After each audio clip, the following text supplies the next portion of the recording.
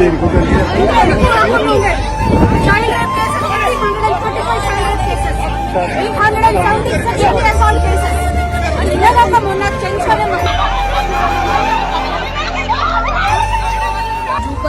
కృష్ణారావు గారు మినిస్టర్, ఆయన కాన్స్టిట్యున్సీకి సంబంధించి ఒక మహిళ పైన జరిగిన దానికి ఆయన 3 రోజుల దాకా స్పందించలేదంటే ఎంత గొప్ప మినిస్టర్ అని మనం అర్థం చేసుకోవచ్చు.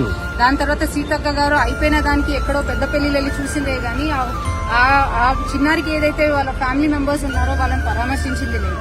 ఇక్కడ ఒక ఎస్సీ మహిళ అండ్ ఎస్టీ మహిళకు జరిగిన దానికి వచ్చి చూసింది లేదు. నేను వెళ్లి వచ్చిన తర్వాత జూపల్లి కృష్ణారావు గారు వచ్చారు, తర్వాత సబితాయింద్రారెడ్డి గారు వచ్చారు, తర్వాత ఉన్న మినిస్టర్స్ నిన్నగాక మొన్న ఆవిడని నిమ్స్ కి తరలించి బట్టి విక్రమార్క గారు కూడా రావడం జరిగింది. అంటే మేము మీకు కనివిప్పగలిగితే గానీ మీకు రాష్ట్రంలో పరిస్థితులు మహిళల పైన జరుగుతున్న అన్యాయాల అక్రమాలకి గురించి మీకు అవగాహన లేదు.